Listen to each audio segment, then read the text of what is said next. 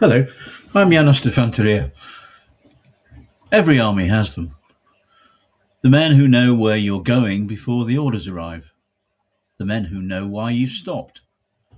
The men who know what brigade has decided, what the enemy is doing, why the food hasn't arrived, and usually exactly who is to blame. Quite how they know any of this is another matter entirely. These passages from ORSUS take place during the Waterloo campaign of 1815. General Sir James Kemp's column has stopped. He knows why. Unfortunately, so does everybody else.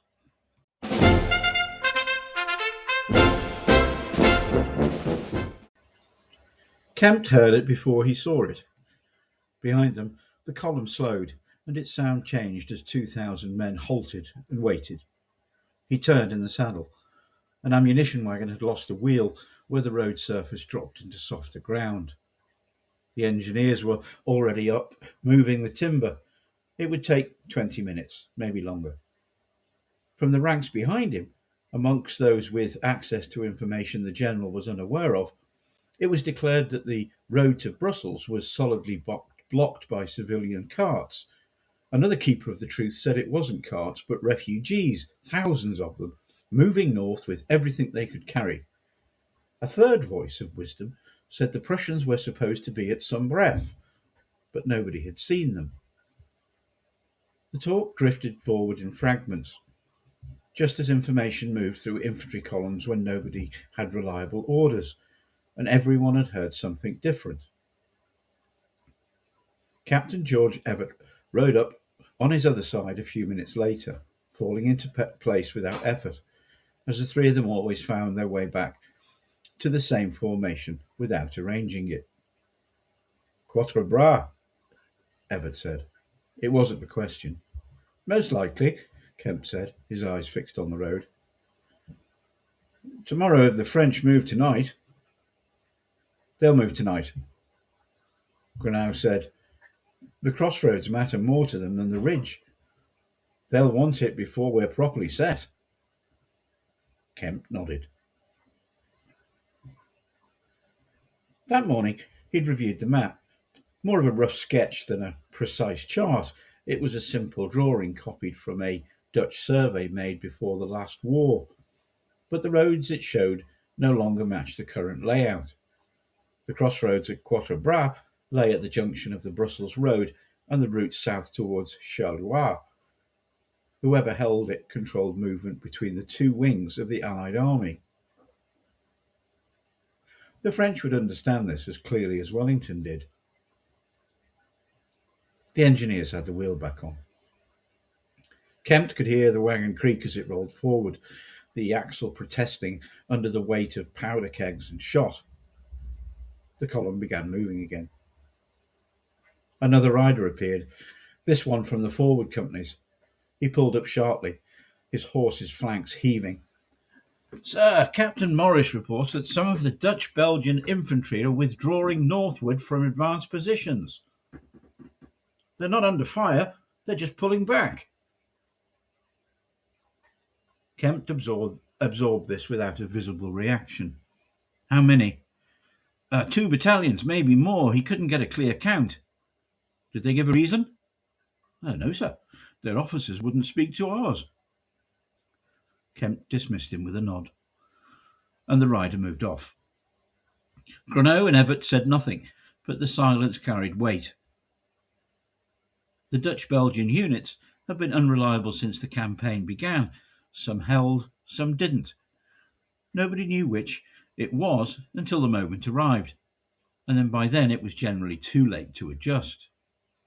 A second rider came up 10 minutes later, this one from the supply train. His horse was in worse condition than the first, lathered and blowing hard. Sir, Major Haklett reports that the Nassau contingent has fallen back to Nivelles. No orders, they just withdrew. Kemp glanced at Grenou. Grenou's expression didn't change. When? This morning, sir, around dawn. Did they give a reason? No, sir. Their commander wouldn't receive our liaison officer. The rider waited. Kempt said nothing further. The rider saluted and turned his horse back down the column. When he was out of earshot, Everett spoke quietly. "That's 3 battalions gone." "No, 4, Grenot said. "The Belgians of Frasnay pulled back yesterday." Kempt had known about Frasnay. He had known about the Nassau units. The pattern was becoming clearer. The Dutch-Belgian contingents were dissolving without engaging, simply withdrawing north towards Brussels whenever French movement was reported. Some of it was poor intelligence, some of it was poor command. Most of it was the simple fact that the men did not want to fight for a kingdom that had been assembled by treaty 3 months earlier, and to the soldiers involved felt like an administrative error. "We'll manage," said Kempt. Grenot said nothing. Everett said nothing. So they rode in silence for a while. The brigade artillery was somewhere ahead, with 6-pounders and a howitzer, moving more slowly than the infantry because the guns required a better road surface, and the road had been deteriorating since they left Brussels. He had sent word 2 hours earlier to position them on the high ground east of the crossroads if they arrived before dark. Whether they would arrive before dark depended on variables he could not control. From the column behind him, he caught more fragments. Someone with sole access to key information, denied to the rest of the marching men, announced with authority that the supply depot in Brussels was out of biscuit. Another wise man said it wasn't out, it was just that the contractors wouldn't release stores without payment, and the Treasury hadn't authorised payment. A third voice of wisdom said the whole city was in chaos, that half the civilian population was trying to leave, and the other half was blocking the roads with carts full of furniture. Kempt had seen and heard this before. Armies moved, civilians panicked, the roads became impassable, and the supply chain stretched until it broke. And it was happening now. He could hear it in the fragments drifting forward from the ranks, though just how they knew was another question entirely. The road bent slightly north. Through a gap in the tree line, the low country opened out, fields of rye, tall and green, moving in a slow wind from the south. Beautiful, as the ground before a battle was sometimes beautiful. The land didn't know what was coming. And then another rider arrived, this one carrying dispatches in a leather case strapped to his chest. He handed Kempt a folded paper without dismounting. Kempt opened it, read it quickly, then refolded it. "Picton wants the brigade at Quatre Bras by nightfall." Grenot glanced at the sun, still high but beginning its slow arc west. "That's optimistic." "Well, it's an order." "Might be an order, but it's still bloody optimistic," Grenot said quietly, not turning his head. Kempt said nothing. Optimism had nothing to do with it. They would arrive when they arrived, and Picton would adjust or he wouldn't. The French would move or they wouldn't. The Dutch-Belgian units would hold or they wouldn't. The ammunition wagons would reach the crossroads before the fighting started, or they wouldn't. These were the variables that a general couldn't control. The rest was weather and ground and men who had been walking for 3 days and would walk for 3 days more if required. The dispatch rider was still waiting. Kempt looked at him. "Anything else?" "Sir, the Russians were reported at Fleurot this morning, then at Sombref, then back at Fleurot. Nobody's certain." "Who reported Sombref?" "Dutch cavalry, sir." "And at Fleurot?" "Our own scouts, sir." Kempt absorbed this. The Prussians were supposed to be concentrating somewhere east of the Brussels road, close enough to support Wellington's left if the French moved north, Whether they were actually concentrating where and to what extent seemed to vary from rider to rider. The maps showed Fleureau and Sombref as 6 miles apart. The Dutch cavalry had reported one. British scouts had reported the other. Either could be right, either could be wrong. The Prussians could be nowhere near either position.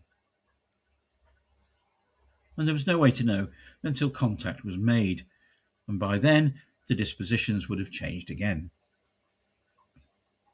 Tell Major Halkett the Prussians are at Sombref until we hear otherwise. The rider nodded and was gone. Everett said, They're not at Sombref. Probably not. Well, they might not be anywhere. They're somewhere, we just don't know where.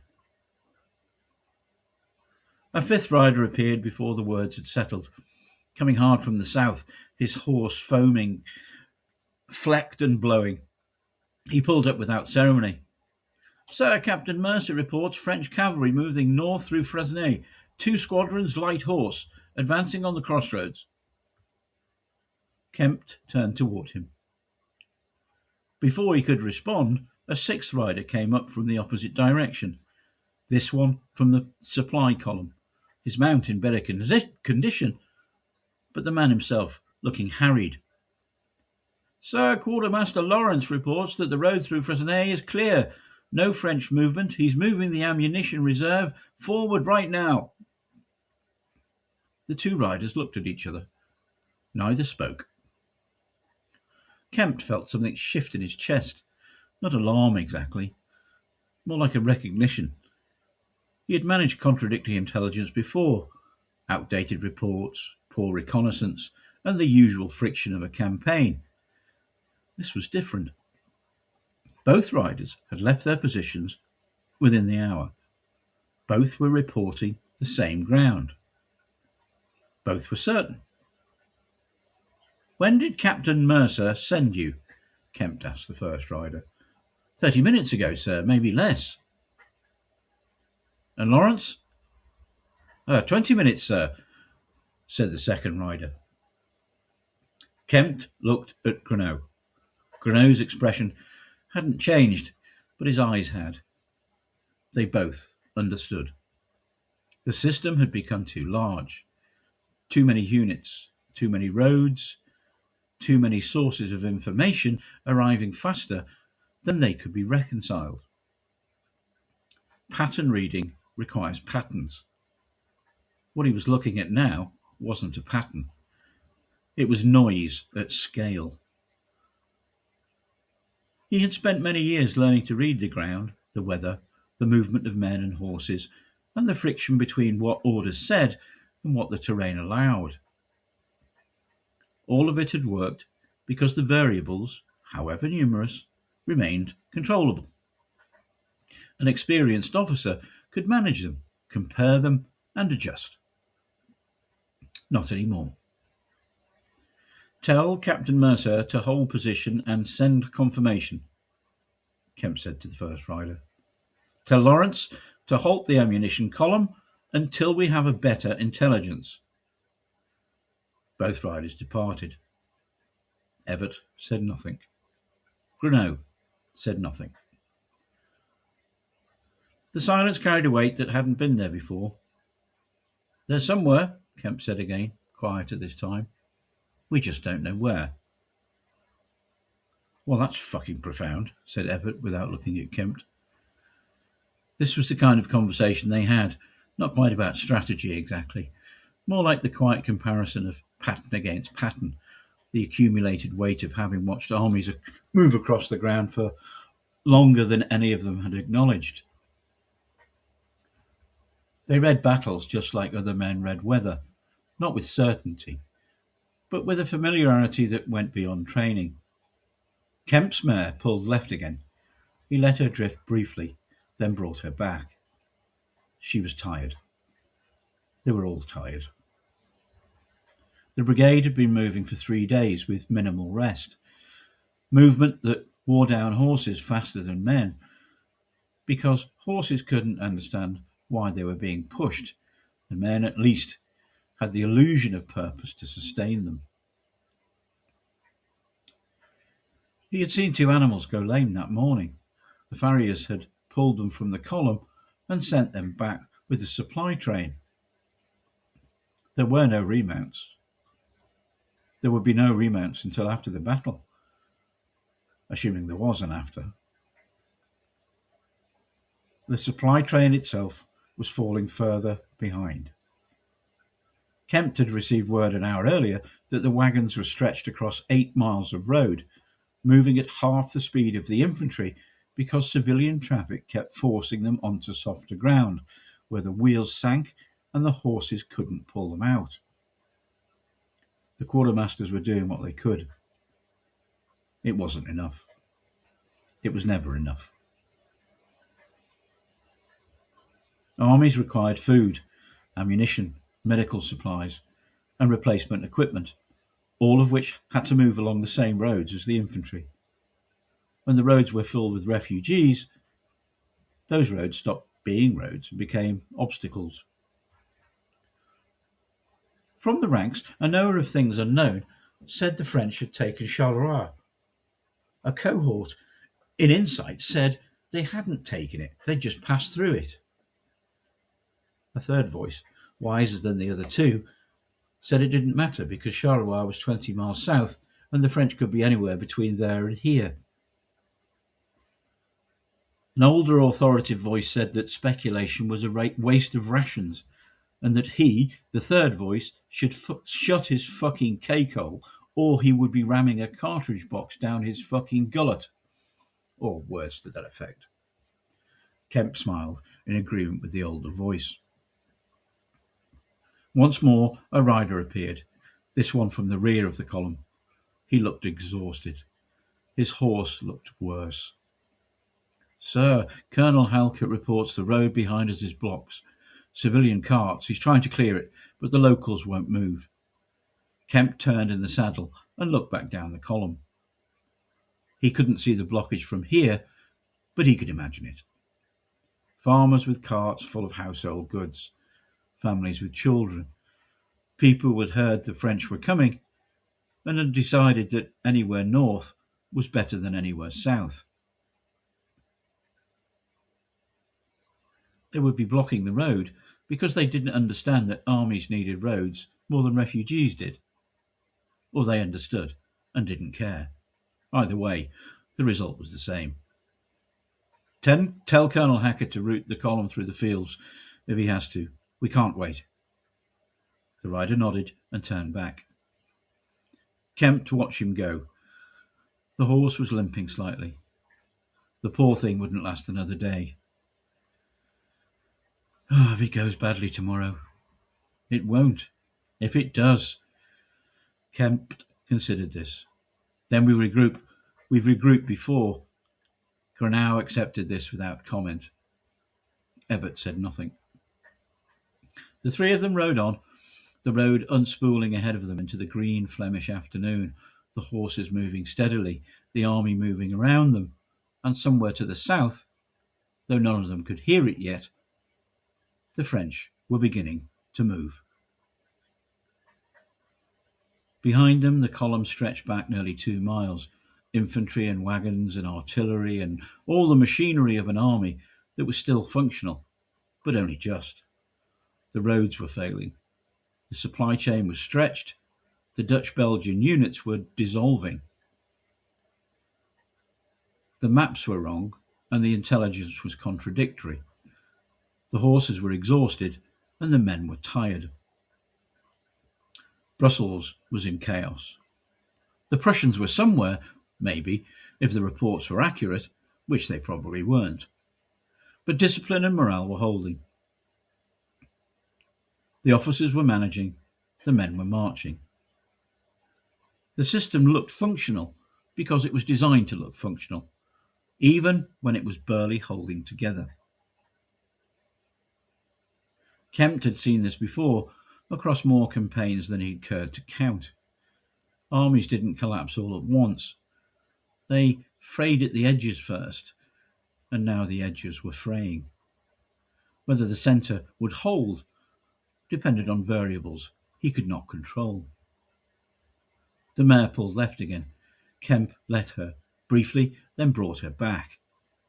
She was slightly favouring her right foreleg. Not lame yet, but close. He logged it. "Tomorrow," he said, to no one in particular.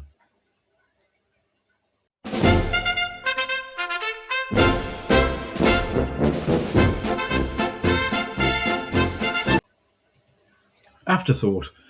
There is rather more going on in that passages than a few soldiers talking utter bollocks. At first glance, that is precisely what we're hearing. A wagon loses a wheel, the column stops. And within moments, the men behind General Kemp have established that refugees are blocking the road, the Prussians have disappeared, Brussels is out of biscuit, the contractors haven't been paid, and half the civilian population is attempting to escape with its furniture. Kemp knows why they stopped. A wheel came off. So we laugh at the men who know everything. But then something rather interesting happens. The official reports begin arriving. Dutch-Belgian troops are withdrawing. Then Nassau troops. The Prussians are at Fleurus. No, they're at Sombref. Actually, they're back at Fleurus. Nobody is certain. And Kemp eventually has to issue an operational instruction. The Prussians are at Sombref until we hear otherwise. Which in itself is interesting. Because several pages earlier, a voice from the ranks had already announced that the Prussians were supposed to be at Sombref. The third voice.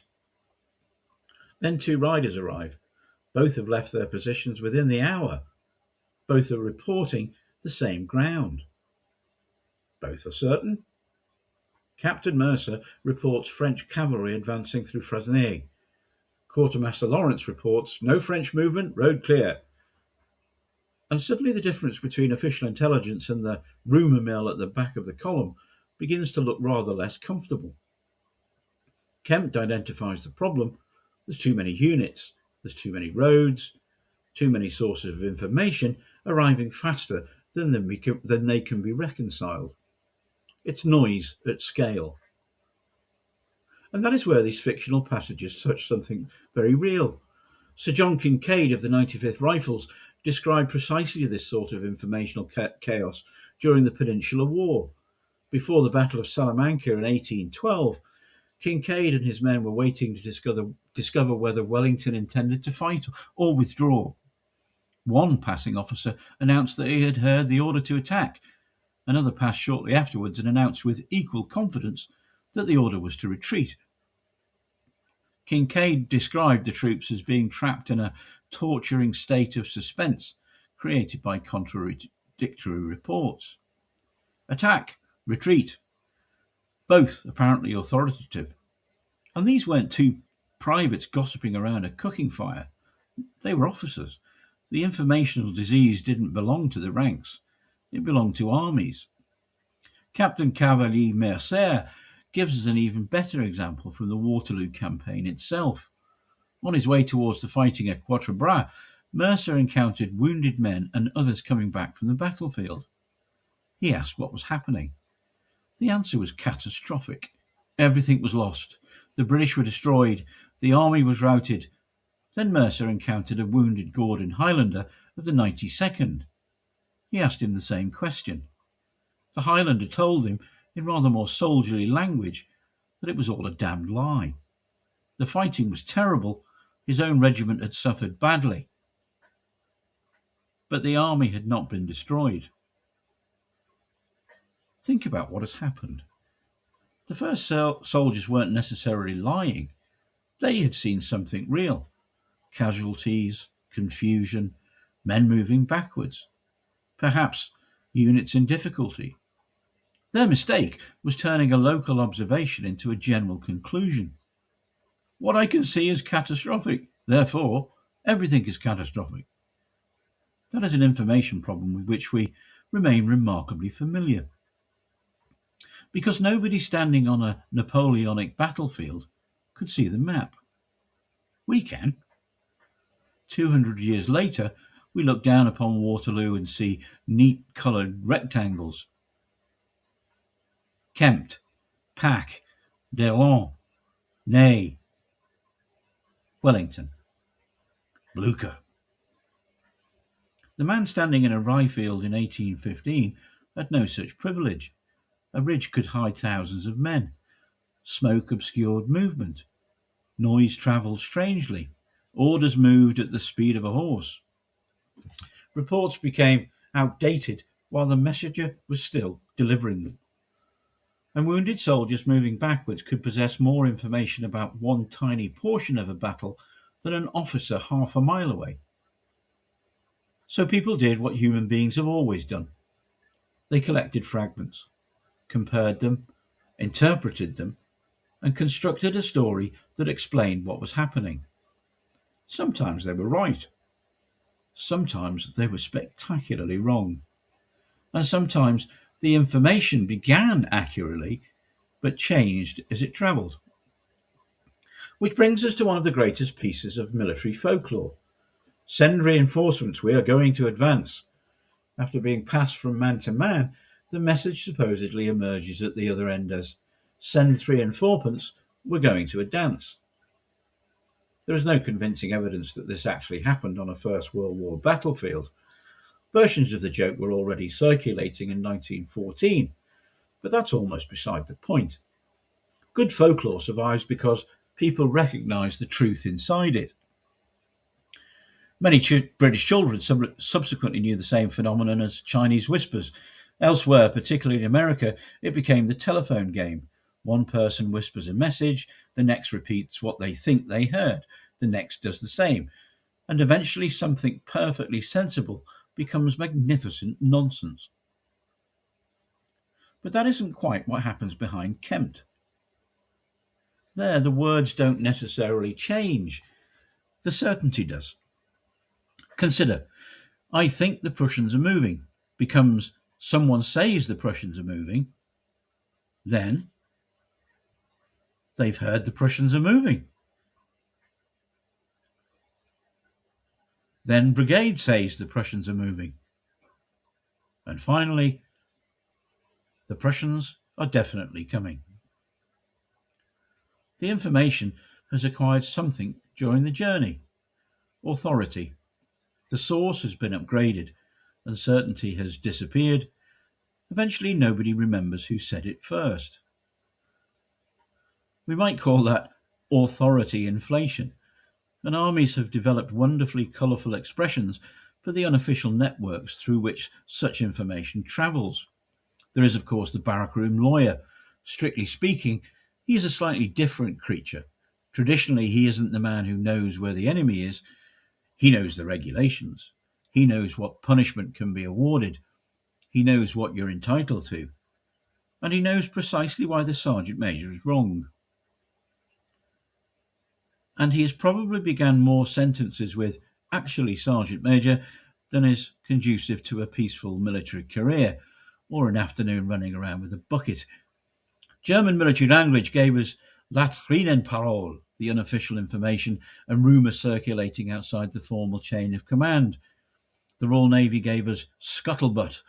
Originally, a scuttlebutt was a ship's drinking water cask, and sailors gathered around it. And wherever sailors gathered, information gathered with them. Eventually, the word itself came to mean gossip or rumour. The Australians produced something remarkably similar. The Furpy was a water cart. Soldiers had congregated around it during the First World War, exchanging information and stories. Eventually, Furpy itself became Australian slang for a dubious story or rumour.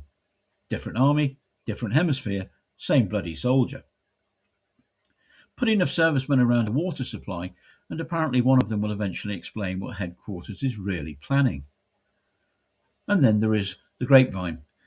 Different expression, the same human network. Long before electronic communications, the soldiers themselves were the network. One man tells another, that man tells 2 more. Information can travel astonishingly quickly. But every human relay provides an opportunity for alteration, and sometimes, of course, the message arrives perfectly clearly. The recipient simply doesn't like it. Which brings us to Blackadder Goes Forth. In corporal punishment, Captain Blackadder receives an order to advance, first by telephone, and he pretends that the line is breaking up.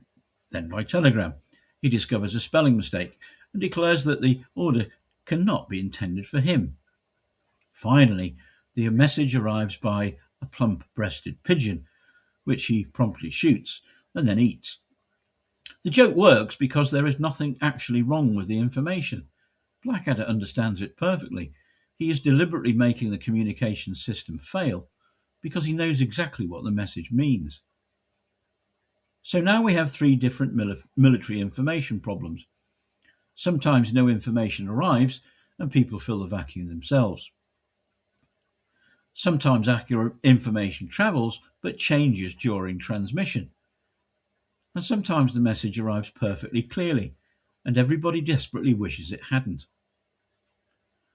But beneath all of this humour lies something much more serious. Soldiers need information. Where are we going? Why have we stopped? Where is the enemy? When are we being relieved? Is the ammunition coming?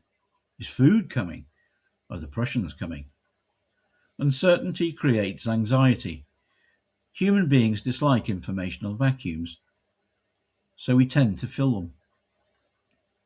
Observation, overheard conversation, experience, speculation, and rumour.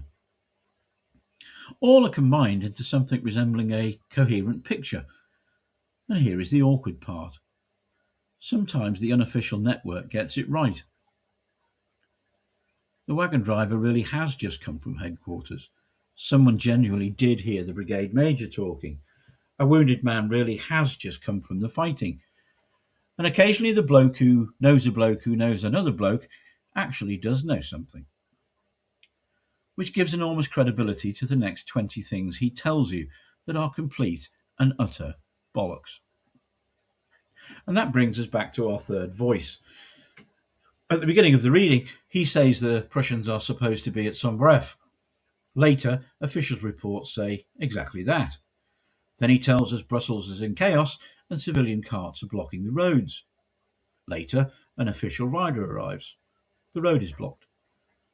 It's civilian carts. And finally, when everyone else is arguing about whether the French have taken Charleroi or merely passed through it, third voice observes that it doesn't much matter. Charleroi is 20 miles away. The French could be anywhere between there and here. And for this contribution, an older soldier threatens to ram a cartridge box down his throat. But third voice has actually arrived at almost precisely the same conclusion as General Kempt. The general says, "They're somewhere. We just don't know where." The third voice says, "They could be anywhere between there and here." One is military analysis. The other gets you nearly assaulted with government property. And perhaps that's the uncomfortable truth beneath the joke.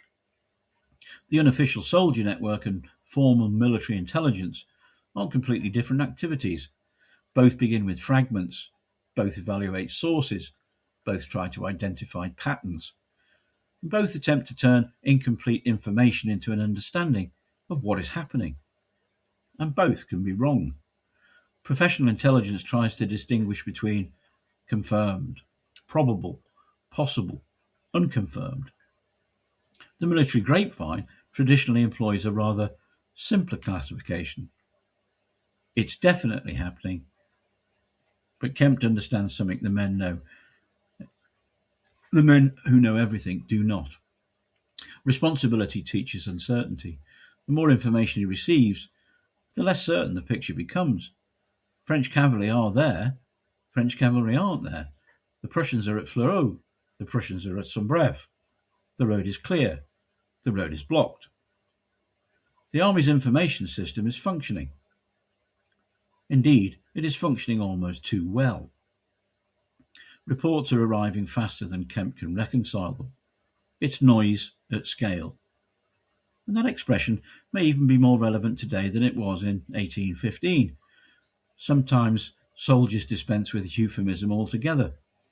During the Falklands War in 1982, Sergeant Graham Colbeck of 3 Para constructed his dugout at Estancia House. In the image, his commanding officer, Lieutenant Colonel Hugh Pike, stands outside the establishment rather magnificently identified as Rumour Control HQ. 200 years later, Humanity has created the most sophisticated information network in history. Almost limitless information sits in our pockets. Something happens on the other side of the world, and we can know about it seconds later. But speed has not eliminated the old problems. Someone sees something, someone interprets it, someone repeats it, someone removes the uncertainty, someone then upgrades the source, and someone then adds something they had somewhere else, and suddenly everybody knows.